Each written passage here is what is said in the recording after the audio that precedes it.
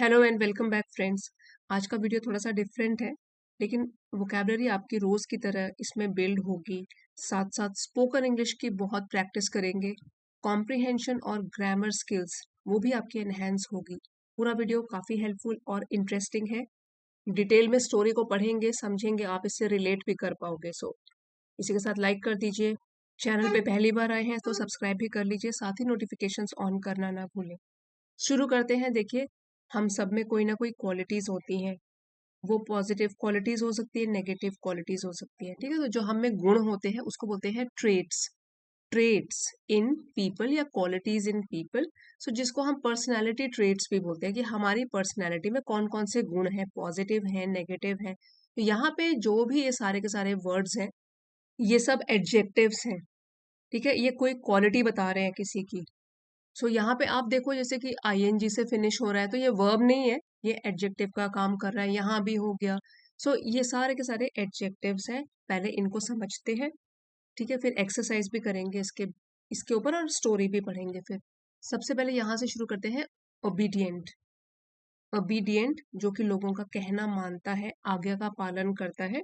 ज्यादातर जो बोला जाए वो मान जाता है, उसको बोलते हैं ओबीडियंट। आज्ञाकारी, आज्ञा का पालन करने वाला। फिर है डिफायंट। डिफायंट, डिफाई वर्ड सुना होगा।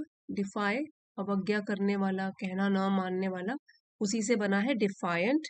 आज्ञा न मानने वाला, जो कि चैलेंज करे, चीजों को रेजिस्ट करे, ना माने, तो आज्ञा का पालन जो नहीं करता इजीली, उसको बोलते हैं डिफायंट। फिर है सेंसिटिव। तो जो संवेदनशील होता है, इमोशनल होता है, सहानुभूतिपूर्ण होता है, उसको बोलते हैं सेंसिटिव। नेक्स्ट है अंडरस्टैंडिंग। जो दूसरों के इमोशंस को भी समझता है, सहानुभूति रखने वाला, उसको बोलते हैं अंडरस्टैंडिंग। दूसरों के बारे में, उनकी फीलिंग्स के प्रति जिसको समझ होती है, सहानुभूति होती है, दैट इज अंडरस्टैंडिंग। सो ये एडजेक्टिव है, ये एक गुण है, क्वालिटी है। रिस्पेक्टफुल, आदर से भरा हुआ, आदरपूर्ण, जो दूसरों की रिस्पेक्ट करता है, रिस्पेक्टफुल। फिर है इगोटिस्टिकल। इगोटिस्टिकल, ईगो से बना है। ईगो का मतलब होता है स्वार्थ। इगोटिस्टिकल एडजेक्टिव फॉर्म है, बहुत ज्यादा स्वार्थी इंसान, उसको बोलते हैं egotistical. Concern with one self only, जिसको सिर्फ खुद की और खुद की परवाह होती है, बाकी किसी के बारे में नहीं सोचता। Highly egotistical, highly selfish, egotistical. ठीक है, फिर है बायस्ड। बायस्ड, बायस का मतलब होता है किसी एक के प्रति कोई पक्षपात करना, एक का पक्ष लेना, किसी एक की ही साइड लेना, तो पक्षपात से भरा हुआ, उसको बोलते हैं biased. Showing an unreasonable like or dislike for someone or something based on personal opinions. खुद के हमारे ओपिनियंस होंगे जिसकी वजह से हम किसी एक पक्ष का ही साथ देते हैं या उनके लिए कोई फीलिंग्स रखते हैं, पॉजिटिव फीलिंग, नेगेटिव फीलिंग। सो ये हो गया बायस्ड, पक्षपात से भरा हुआ। नेक्स्ट है अकोमोडेटिंग। अकोमोडेटिंग, इसका मतलब हुआ जो दूसरों की मदद करने के लिए हमेशा तैयार रहता है। Willing to help others, that means उनको, वो दूसरों को भी अकोमोडेट करना चाहता है, क्योंकि वो हेल्प करना चाहता है, मदद करना चाहता है, उसको बोलते हैं अकोमोडेटिंग। ये एडजेक्टिव है, अकोमोडेटिंग। फिर है ब्रूटिश। ब्रूट से बना हुआ है। ब्रूट मतलब क्रूर, बहुत ही क्रूअल, अनप्लेजेंट, रफ या वायलेंट भी बोल सकते हो, क्रूरता से भरा हुआ, ब्रूटिश। नेक्स्ट है आर्ग्यूमेंटेटिव। जो आर्ग्यूमेंट मीन्स झगड़ा करने के लिए तैयार रहता है, आर्ग्यूमेंटेटिव जो झगड़ालू होता है। Ready to fight with everybody, argumentative, argument करना पसंद होता है, विवाद करना, झगड़ा करना, आर्ग्यूमेंटेटिव। तो ये तो हो गए कुछ ट्रेड्स। ये सारे एडजेक्टिव नहीं है, लेकिन ये जो लोगों में अलग अलग टाइप के गुण है, पॉजिटिव और नेगेटिव दोनों, हमने यहाँ डिस्कस किए। आप वीडियो को पॉज करके ये वाले आंसर्स लिख सकते हो, लास्ट में इसको डिस्कस करेंगे। ये वन वर्ड सब्स्टिट्यूशन हो गया, मीनिंग लिखे हैं आपको, जो आपने अभी वर्ड्स पढ़े वो आपको यहाँ पे फिल करने हैं। ठीक है, जैसे एक एग्जाम्पल के तौर पर एक कर लेते हैं पहले। वन हु शोज पोलाइटनेस और honour to someone or something. सो इसका आंसर है रिस्पेक्टफुल, जो दूसरों के लिए आदर की भावना रखता है, रिस्पेक्टफुल। तो जो हमने वर्ड्स पढ़े, 10 वर्ड्स पढ़े हैं, ये वाले जम्बल्ड दिए हुए हैं, तो आप इसको पॉज करके ये सारे के सारे पहले खुद फिलअप कर सकते हो, लास्ट में एक बार आंसर डिस्कस कर लेंगे। सो अभी वीडियो पॉज कीजिए, पढ़िए और इसको फिल करके रखना, लास्ट में आप चेक कर लेना कौन से आंसर्स आपके करेक्ट हुए हैं, सो रिविजन भी हो जाएगा। अब आगे बढ़ते हैं स्टोरी की तरफ। सो आज की स्टोरी का टाइटल है give me a break. Give me a break, ये जो एक एक्सप्रेशन है, ये तब यूज करते हैं, use to tell someone to stop bothering you, कि आपको तंग करना बंद कर दे, और ट्रीटिंग यू अनफेयरली, या बुरी तरीके से आपके साथ व्यवहार करना, बिहेव करना बंद कर दे, तब बोलते हैं गिव मी अ ब्रेक। एक और तरीका है जब ये यूज होता है, वो है अगर आपको हैरानी एक्सप्रेस करनी हो कि आप बड़े सरप्राइज हो गए। एग्जाम्पल में समझते हैं, he says he's fluent in English. Give me a break. He can't even speak 2 sentences correctly. कि वो बोलता है कि वो तो बड़ा फ्लुएंटली बिना अटके हुए इंग्लिश बोलता है। गिव मी अ ब्रेक, मैं तो इसको यकीन नहीं करता क्योंकि 2 सेंटेंसेस तो बोले नहीं जाते उससे ठीक से। सो समझ आ रहा है आपको? गिव मी अ ब्रेक कब कब यूज होता है? एक तो डिसबिलीफ एक्सप्रेस करने के लिए, या इस तरीके से जब आप किसी को बोलना चाहते हो कि मेरे को तंग करना बंद कर दो और अलग गलत तरीके से व्यवहार करना मेरे साथ बंद कर लो। जैसे इसको समझते हैं, अगर ऐसे बोले I am already doing my best, give me a break, कि अगर आप मेरे मेरे उसमें काम में फॉल्ट निकाल रहे हो, मैं तो ऑलरेडी इतनी मेहनत से काम कर रहा हूँ और अपना बेस्ट कर रहा हूँ, I am already doing my best, give me a break. ठीक है, तो फॉल्ट निकालना बंद करो, बॉदर करना बंद करो। सो ये एक एक्सप्रेशन है, आप इसको इजीली इस कॉन्टेक्स्ट में यूज कर सकते हो डिसबिलीफ एक्सप्रेस करने में, ठीक है, या तो इस कॉन्टेक्स्ट में भी यूज करते हो। सो स्टोरी पढ़ के देखते हैं यहाँ पे कौन से कॉन्टेक्स्ट में यूज किया गया है ये एक्सप्रेशन। सो यहाँ पे जो है सेटिंग, वो है counsellor speaks to Pranay. Photo देख सकते हो, इस बच्चे का नाम है प्रणय और ये है उसकी काउंसलर। काउंसलर मीन्स सलाह देने वाला, काउंसल करने वाला, जैसे स्कूल का बच्चा है ये, तो एक काउंसलर होते हैं स्कूल में जो कि बच्चों को अक्सर जो सलाह मांगना चाहते हैं, so they can speak to the counsellor. तो काउंसलर स्पीक्स टू प्रणय, वो प्रणय से बात कर रही है, उसकी प्रॉब्लम्स सुन रही है, समझ रही है। शुरू करते हैं अभी। He was a lanky boy, सीधे ही प्रोनाउन से शुरू हुआ है क्योंकि यहाँ पे प्रणय का नाम तो बता दिया है, काउंसलर स्पीक्स टू प्रणय, तो प्रणय के लिए प्रोनाउन यूज किया है, he was a lanky boy. Lanky जो होता है वेरी टॉल एंड थिन, जो लंबा और पतला होता है उसको बोलते हैं लैंकी बॉय, लंबा पतला लड़का था।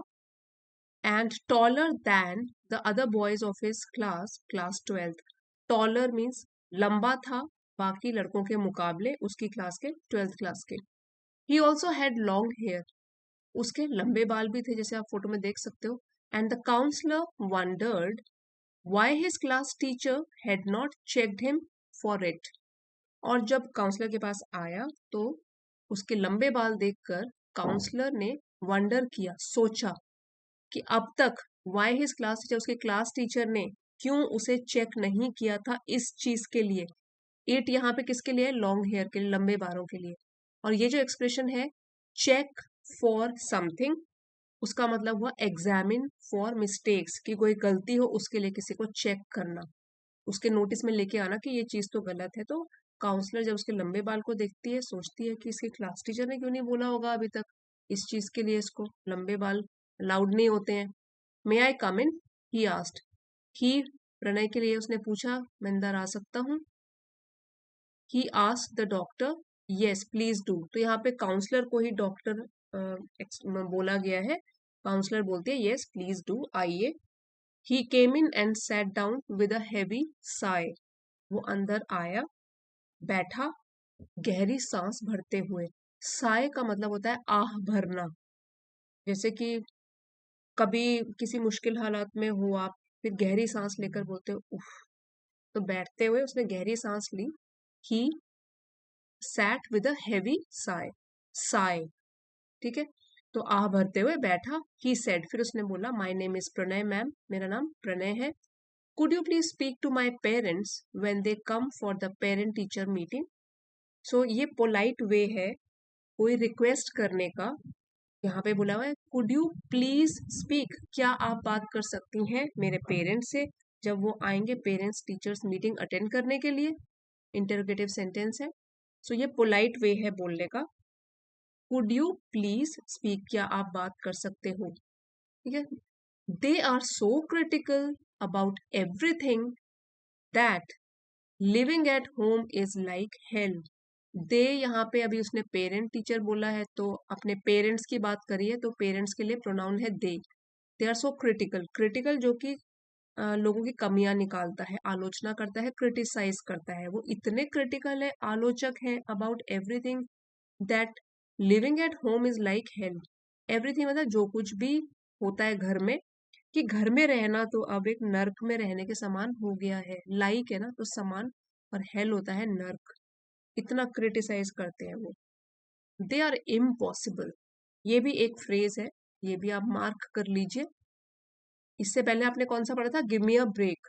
तो ये एक एक्सप्रेशन क्या है, दे आर इम्पॉसिबल, ये हम तब यूज करते हैं जब किसी से डील करना बड़ा ही मुश्किल हो। Impossible, difficult to deal with. So impossible हम उस व्यक्ति के लिए, उस पर्सन के लिए यूज करते हैं जो कि खराब तरीके से व्यवहार करता है और जिसके साथ डील करना भी बहुत मुश्किल हो। तो यहाँ उसने दोनों के लिए बोल दिया दे आर इम्पॉसिबल, दोनों के ही साथ निपटना बड़ा ही मुश्किल है, डील करना बड़ा मुश्किल है। अकॉर्डिंग टू देम, उनके अनुसार, I don't do anything right, मैं कुछ भी ठीक तरीके से नहीं करता हूँ। फॉर गॉड्स सेक, भगवान के लिए। गिव मी अ ब्रेक, यहाँ पे एक्सप्रेशन यूज हो गया गिव मी अ ब्रेक। सो यहाँ पे वो इस एक्सप्रेशन का मीनिंग ये बैठ रहा है कि use to tell someone to stop bothering you or treating you unfairly, बुरी तरीके से व्यवहार करना बंद करें। तो वो बोल रहा है कि भगवान के लिए इस तरीके से मेरे साथ बिहेव करना बंद कर दें वो लोग। आई am not a little kid, छोटा बच्चा नहीं हूं मैं।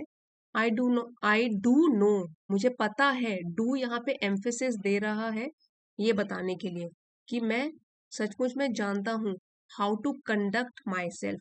सो कंडक्ट का मतलब हो गया बिहेव करना पब्लिक प्लेस में या फॉर्मल सेटिंग में। I know how to conduct myself, तो मुझे अब ढंग से बिहेव करना आता है। And I know what to do and what not to do, क्या करना है क्या नहीं करना है ये भी मुझे सब कुछ पता है, क्योंकि मैं छोटा बच्चा नहीं हूँ। But I have to be instructed all the time, ये पैसिव में लिखा गया है कि फिर भी मुझे हर बार इंस्ट्रक्शंस दी जाती हैं, निर्देश दिए जाते हैं, ऑर्डर्स दिए जाते हैं। Is this any way to live, क्या ये कोई तरीका है जीने का, क्वेश्चन मार्क है। काउंसलर से बात कर रहा है प्रणय। अब इन्वर्टेड कॉमास में है शी आस्क्ड, काउंसलर ने पूछा, I can see that you are both upset and angry, मैं देख सकती हूँ कि तुम दोनों चीज हो, कि तुम क्या क्या हो, अपसेट भी हो, चिंतित हो, परेशान हो, एंग्री भी हो, गुस्से में भी हो। Has this been affecting you since only recently, क्या इस चीज ने आपको प्रभावित किया है अभी हाल ही में। ओनली रिसेंटली, हाल ही में, मतलब कब से आप प्रभावित हुए हो, अभी हाल ही में। शी आस्क्ड, उन्होंने पूछा। No ma'am, it has always been like this, तो वो तो मना करता है, कहता है कि नहीं नहीं ये तो हमेशा से ही ऐसे रहा है। It has always been like this, it is just that during the last 1 year, ये तो बस पिछले 1 साल से I have been finding it unbearable. So unbearable means जो बेयर न किया जा सके, जो असहनीय हो, सहन न किया जा सके, बर्दाश्त से बाहर हो। बस वो तो पिछले 1 साल से ही मुझे जो है ये बर्दाश्त नहीं हो रहा है। I am finding it unbearable, मेरी बर्दाश्त से बाहर हो गई है ये बात। फिर इन्वर्टेड कॉमर्स में है ये, what do they normally ask you to do and what are the things they ask you not to do. Counsellor clearly उनसे पूछती हैं कि आमतौर पर कौन सी चीजें होती हैं जो वो आपको चाहते हैं कि आप करो, ask you to do, and what are the thing, ऐसी कौन सी चीजें हैं they ask you not to do, जो आप को मना करते हैं करने से। फ्रैंकली, अब ये प्रणय बोल रहा है, फ्रैंकली अगर स्पष्ट रूप से कहूं मैं, I am stopped from doing anything I want to, मुझे रोका जाता है। I am stop from doing anything, कुछ भी करने से, आई वांट टू, जो मैं करना चाहता हूँ, and I am told to do everything, और मुझे कहा जाता है करना वो चीजें आई डोंट वांट टू, जो मुझे नहीं करना होता वो करने के लिए बोला जाता है, जो मैं करना चाहता हूँ उस चीज के लिए रोका जाता है। फॉर एग्जाम्पल, वो एग्जाम्पल भी दे रहा है, I am suppose to study every day for long periods. Supposed to ये और एक्सप्रेशन है, इसको आप याद कर लीजिए।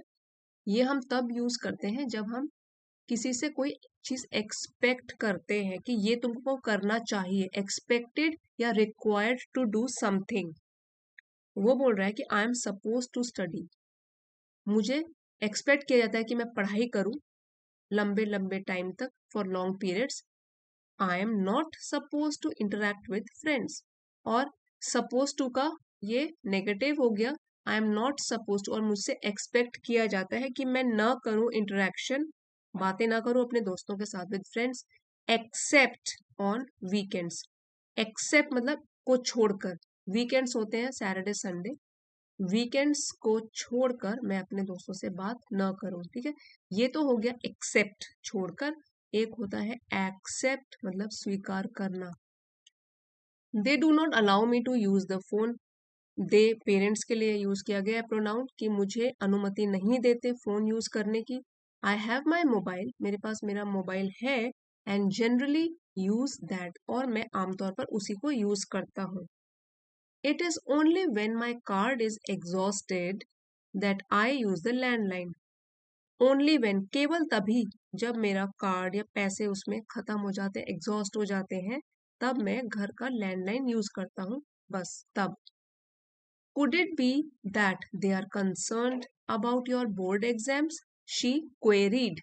क्वेरी का पास्ट टेंस होगा क्वेरीड, मतलब पूछना। क्वेरी होता है कोई प्रश्न, उसने पूछा, काउंसलर ने पूछा, क्या ये हो सकता है, कुड इट बी, कि वो लोग कंसर्न हो, चिंतित हो तुम्हारे बोर्ड एग्जाम्स को लेकर।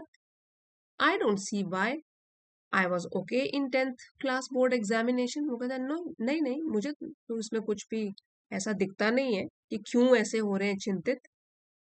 उन्होंने पूछा है कि दे आर कंसर्न्ड, हो सकता है ऐसे।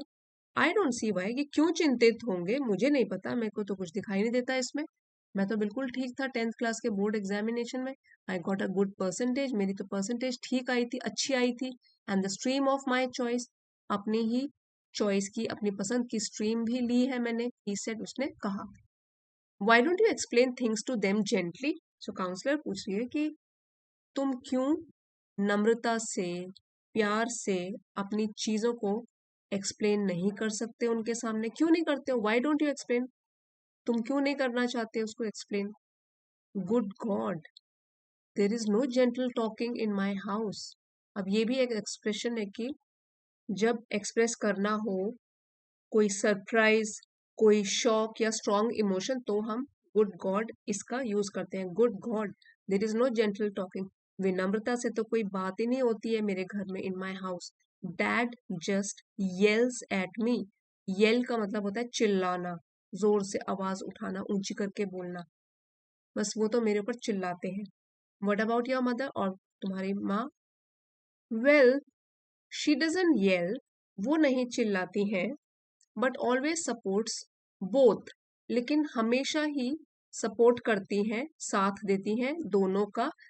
किस चीज का, माई डैड्स व्यू पॉइंट, मेरे फादर के दृष्टिकोण का, नजरिए का, एंड हिज एक्शंस, और जो वो काम करते हैं उसका भी। तो मेरे डैड की, मेरे पिता की जो भी नजरिया है और वो जो काम करते हैं, इन चीजों का वो साथ देती हैं, लेकिन चिल्लाती तो नहीं है। So if I get you right, so अगर मैं तुमको सही प्रकार से समझ रही हूँ, तो ये क्या तरीका हो गया, इसको भी आप इस एक्सप्रेशन को यूज कर सकते हो। जैसे अगर आपको किसी की बात पूछनी है कि क्या, बताओ कि मैं समझ पा रही हूँ तुम्हें, am I getting you right. So ये बोल रही है if I get you right, तो अगर मैं सही प्रकार से तुमको समझ रही हूँ, you feel kind of trapped between, so तुम एक तरीके से फील कर रहे हो, महसूस कर रहे हो अपने आप को अटका हुआ, ट्रैप, फंसा हुआ, between what you want to do and what you are allowed to do, कि तुम खुद क्या करना चाहते हो और क्या क्या तुमको अलाउ, मतलब अनुमति मिली है करने की, and that makes you angry, और इसलिए क्योंकि तुम फंसे हुए हो इस चीज के बीच में, तो ये चीज तुमको एंग्री, गुस्सा कर देती है, गुस्सा दिला देती है। दैट्स एन अंडरस्टेटमेंट, ये भी एक एक्सप्रेशन है, आप देखिए। अंडरस्टेटमेंट का मतलब क्या हुआ कि जितनी इसकी इम्पैक्ट होना चाहिए उससे कम है, लेस स्ट्रॉन्ग देन रियलिटी। मतलब जो आप बोल रही हो कि ये चीज है मेरे को गुस्सा दिलाती है, आप तो अंडरस्टेटमेंट दे रही हो, बहुत सारी चीजें इसमें और भी इंक्लूडेड है। So whatever you have told me, it is just an understatement, it is not as strong as it is in reality. तो रियलिटी में तो गुस्सा आने की और भी चीजें हैं, that's an understatement. I feel like hitting out. So hitting out जो है उस फ्रेज का मतलब हुआ कि to criticize strongly because you don't agree with them. Hitting out at someone, किसी की कितनी बहुत सारी आलोचना करना क्योंकि तुम उसके व्यू पॉइंट से सहमत नहीं हो, तुम अग्री नहीं करते उन लोगों से, उसको बोलते हैं हिटिंग आउट। तो प्रणय कह रहा है दैट्स एन अंडरस्टेटमेंट, जो आप बोल रहे हो वो तो एक तरीके से अंडरस्टेटमेंट है। I feel like hitting out, मेरा तो मन करता है कि मैं पूरे के पूरे जितने भी तरीके हैं, मतलब जो मेरे को गुस्सा दिलाते हैं, उससे मैं क्रिटिसाइज करूं बोल बोल के। So I feel like hitting out, मेरा भी मन करता है आलोचना करने का।